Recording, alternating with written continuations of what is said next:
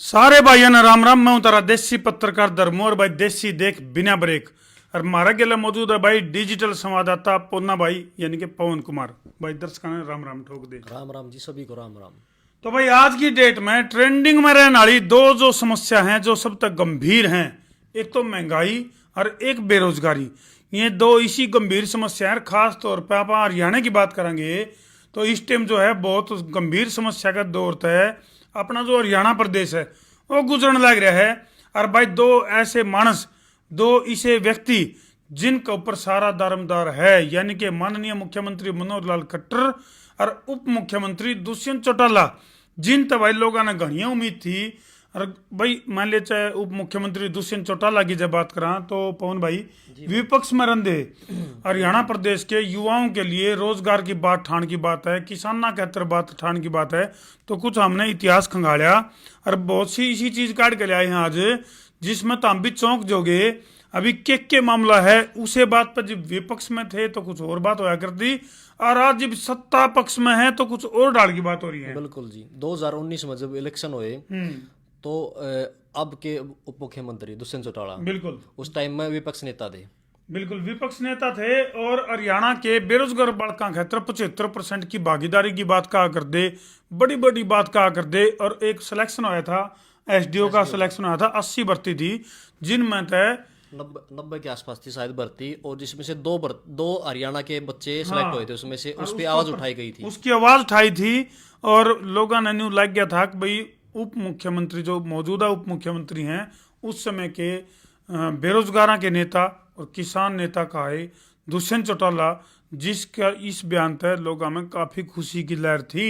उनका न्यू था कि भाई हमारी आवाज उठानी कोई मानस है। बिल्कुल युवाओं को दुष्यंत चौटाला पे भरोसा हुआ था और इसलिए भयंकर वोट और सपोर्ट से उनको बनाया गया था। बिल्कुल। तो आज हम देसी डीएनए करेंगे। मामला क्या है, कई डाल का जो मामला चल रहा है, चाहे वो बेरोजगारी की बात करें, महंगाई की बात करें।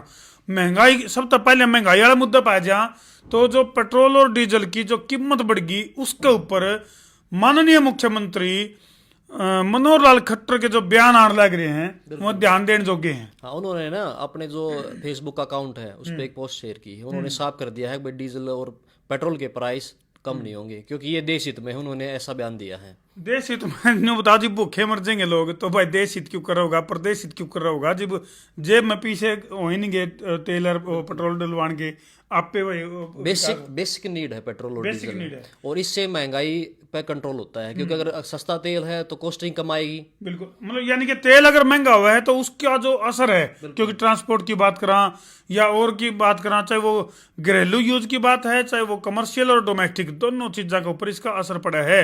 लेकिन एक प्रदेश ऐसा भी है जिसने कि अपने पेट्रोल की कीमतों में जो प्रदेश का जो टैक्स है वो छोड़ दिया। हाँ, मेघालय के मुख्यमंत्री ने उनके अधिकारियों से बातचीत करके 7 रुपये 40 पैसे बड़ी बात है पेट्रोल पे और 7 रुपये 10 पैसे डीजल के ऊपर वैट कम कर दिया है। यानी कि जो प्रदेश का जो टैक्स है वो छोड़ दिया भाई मेघालय में।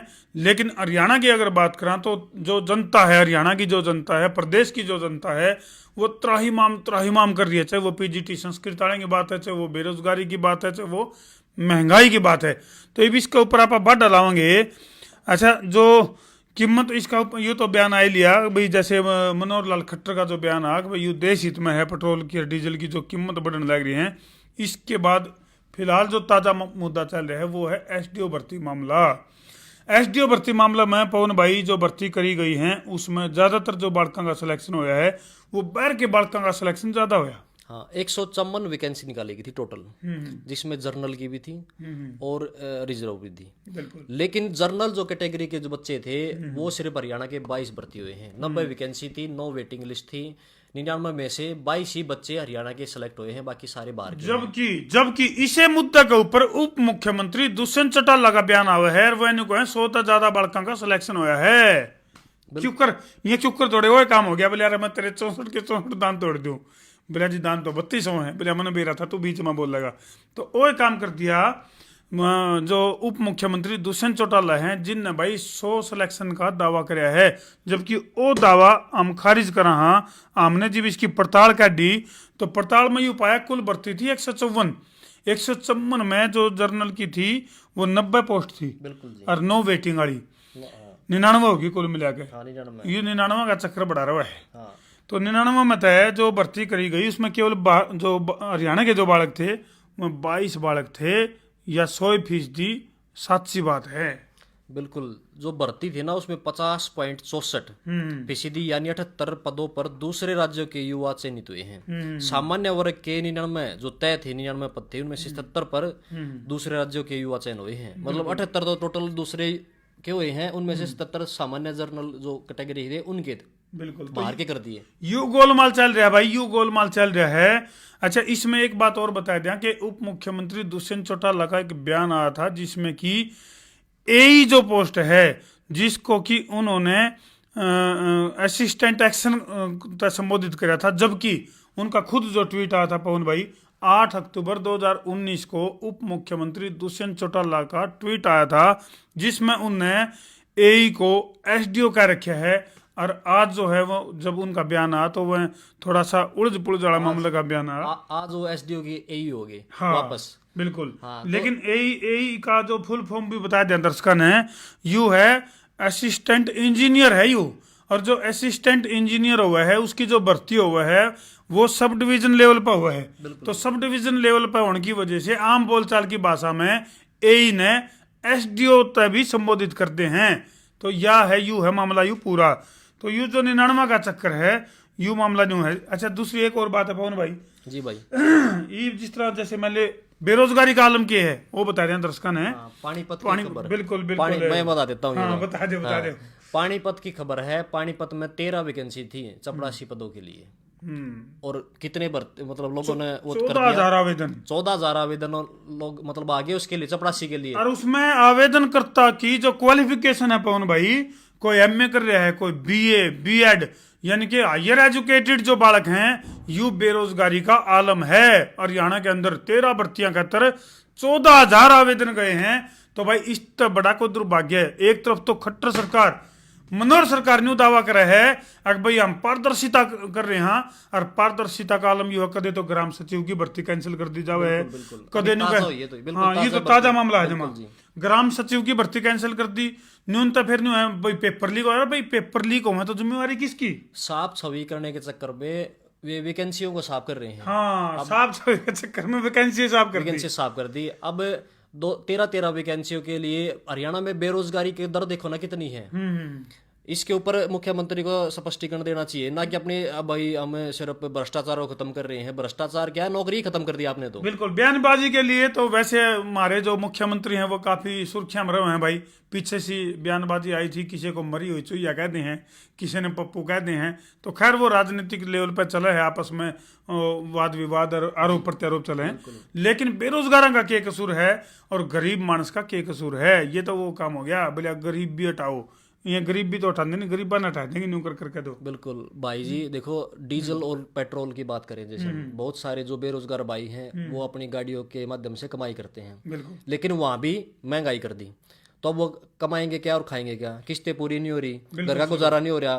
फिर कुछ लोग जो पढ़े लिखे हैं वो सरकारी नौकरियों की तरफ देख रहे हैं, लेकिन नौकरियां नहीं है भाई। मारा कन के देखो, वीडियो ने शेयर करते रहो। और दूसरी बात यह है कि हरियाणा के जो बेरोजगार बालक हैं पवन भाई, उनकी बार बार डिमांड है कि एच-टेट और सी-टेट का जो एग्जाम है वो साल में 2 बार कर दिया जाना चाहिए। तो हम भाई प्रदेश सरकार तय यह गुहार लगावांगे कि इसका भी ध्यान दिया जाए, इस डाल की जो समस्या है। और पीजीटी संस्कृत वाला मामला जिस तरह परसों हमने उठाया था, और माननीय मुख्यमंत्री मनोहर लाल खट्टर जी जो है करनाल में मौजूद थे, रेस्ट हाउस में, पूरा छावनी में तब्दील हो रहा था। और पीजीटी संस्कृत वाले ने भी अपनी समस्या रखी थी, मामला कोर्ट में भी है, स्टे भी है। उसके बाद भी सीधी जो है ना उस भर्ती को कैंसिल कर दिया, यानी कि उस डाल की ताकि नौबतें नहीं आवे। मतलब कितने जानकार राय कौन छोड़ा, कैंसिल कर दी ठहगे। देखो अपनी साफ छवि करने के चक्कर में ना लोगों की नौकरियां साफ मत करो, मेरा तो यही कहना है। और ये सरकार लोगों के द्वारा बनाई गई है, ये परमानेंट सरकार नहीं होती, कभी भी 5 साल में फिर 2-4 साल में फिर इलेक्शन होने हैं। और पवन भाई पीजीटी संस्कृत की जो भर्ती कैंसिल करी है बिना कारण के कैंसिल करी है। चलो कितने तो कारण हो गया भाई, पेपर लीक हो गया, कारण देते तो जी लोग कोर्ट में खड़े हो जाते हैं ना, ये भी समझदार है। ये देखो मतलब यानी कि ओडे भी चालाकी खेली गई, कारण दे तो मामला जावे कोर्ट में। तो बिना कारण के भर्ती रद्द कर दी। ये इतनी बड़ी बड़ी जो बात है, इतने बड़े बड़े फैसले जो है वो सरकार लेने लग रही है। तो चाहे वो एसडीओ भर्ती मामला है, चाहे वो भाई क्या नाम है पीजीटी की बात करो, या और भी कई डाल की जो भर्ती है उनके ऊपर गाज गिरने लग रही है। यानी कि सरकार जो है वो रोजगार देने की बजाय रोजगार छीनने का काम कर रही है। कितने कितने इस डाल का काम है। एक तरफ तो महंगाई बढ़ा दी और न्यूनतम जो है बेरोजगारी बढ़ा दी। तो एक का नहीं कुआ और एक का नहीं खाई। हाँ, एक का नहीं खाई एक का नहीं कुआ, वो काम कर दिया।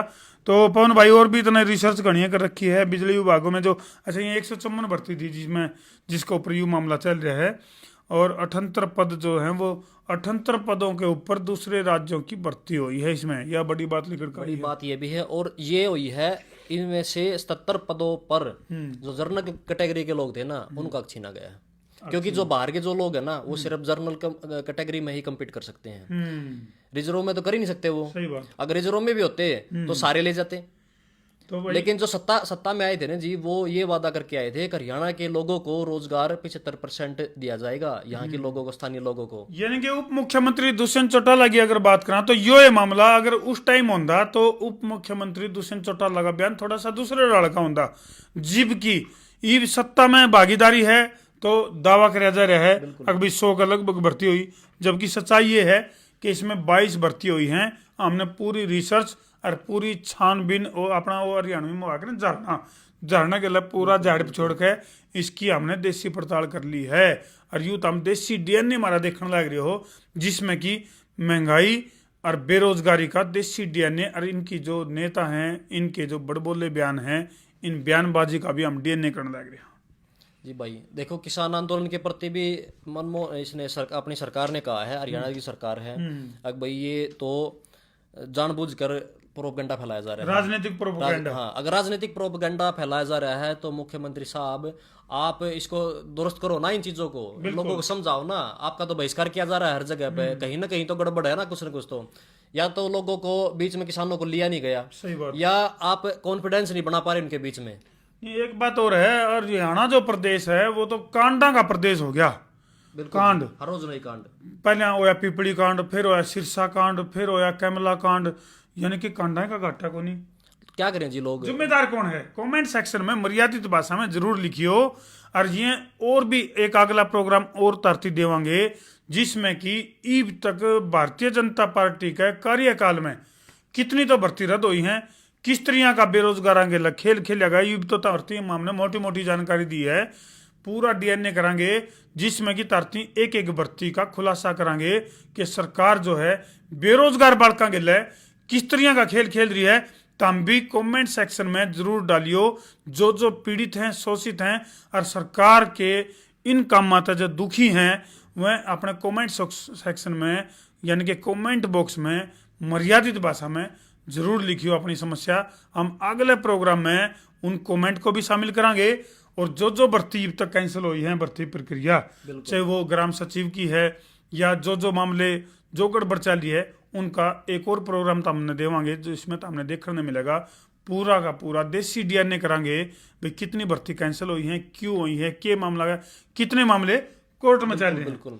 और इसको वीडियो को इसलिए शेयर कर दो क्योंकि देखो पहले तो जो सरकारें थी ना वो प्रेशर माना करती थी पब्लिक का, ये सिर्फ अपनी साफ छवि करने के चक्कर में लग रहे हैं। ठीक बात। ना तो नई भर्ती आ रही हैं तो वो पेपर लीक हो जाते हैं। उनके पेपर लीक की जिम्मेदारी किसकी है? सरकार की है, क्योंकि पब्लिक थोड़ी करती पेपर लीक। और करती लीक है होने की लीकेज का प्रबंध कराया जाओ भाई, जीत भी लीकेज है, एमसी लाओ, 5 क्यू लाओ, किमें करो प्रबंध। दूसरी बात यह है कि चयन प्रक्रिया में जो तवज्जो दी जावे है, जितने भी और आसपास के जो प्रदेश हैं, चाहे वो उड़ीसा की बात करा, राजस्थान की बात करा और पंजाब की बात करा, हिमाचल प्रदेश की बात करा, तो वह तवज्जो देवे हैं ओढ़े के बालकान हैं। यानी कि ओढ़े तो जो पढ़ाई पढ़ रहे हैं खास तौर पर कंडीशन लावे हैं कि 10वीं की जो परीक्षा है वो ओढ़े तो पास कर रखी हो, जीव उसमें वह भाग ले सकें चयन प्रक्रिया में। जबकि हरियाणा मेन्यू है बोले कहीं की ईंट कहीं का रोड़ा, बानमती ने कुंबा जोड़ा। हरियाणा वाले बालक तो मुंह बाएं एडी ठाटा का बाट देखे जावे हैं, अभी हमारा भी नंबर पड़ेगा। और जबकि बाजी मार जे हैं बाहर के हैं, कोई उत्तर प्रदेश में आमने निकल दे रोजगार सबको मिलो, लेकिन भाई उत्तर प्रदेश के बालका ने उत्तर प्रदेश की सरकार संभालो, राजस्थान की सरकार राजस्थान वाले बालका ने संभालो। तो हरियाणा जो सरकार है उसने ध्यान देना चाहिए। हरियाणा के जो बेरोजगार बालक हैं आए दिन की तो फांसी खा रहे हैं, कितने एक्सीडेंट में मर रहे हैं, कितने गम में पड़े हैं, कितने पीड़ित हैं। ना तो पढ़ाई सस्ती है, ना मेडिकल सुविधाएं सस्ती हैं, बिल्कुल ऊपर से बेरोजगार हैं, बेरोजगार तो लोग परेशान होकर क्या करें। बिल्कुल तो इनके ऊपर सरकार को ध्यान देना पड़ेगा हर हालत में। सरकारी स्कूलों को सुधारना पड़ेगा, सरकारी अस्पतालों को सुधारना पड़ेगा और सरकारी नौकरियों को बढ़ावा देना पड़ेगा। बिल्कुल भाई। और आम भाई तारी एक एक बात के ऊपर गौर करा हाँ, जो तुम कमेंट करने लग रहे हो, इन कमेंट को हम अगले प्रोग्राम में शामिल करांगे। और तुम जो है अपनी अपनी समस्या जो सरकार तक जो परेशान हैं वह कमेंट बॉक्स में जरूर लिख दियो। तो इस वीडियो ने शेयर कर दो, ज़्यादा से ज़्यादा शेयरिंग का तार दो फतूर, ताकि सरकार हो उसका मजबूर और समस्या उसका दूर। तो भाई याना शाना छोड़ छिंदा बड्डा छोटा बुढ़ा ठेरागत पड़ोसी मित्र प्यारा सारे मिलकर वीडियो ने शेयर कर दो भाई जी लाके ठोको शेयर। मैं हूँ तारा देसी पत्रकार धर्मू और यू भाई तारा डिजिटल संवाददाता पूना भाई। राम राम जी। राम राम जी कर दो भाई शेयर जी लाके।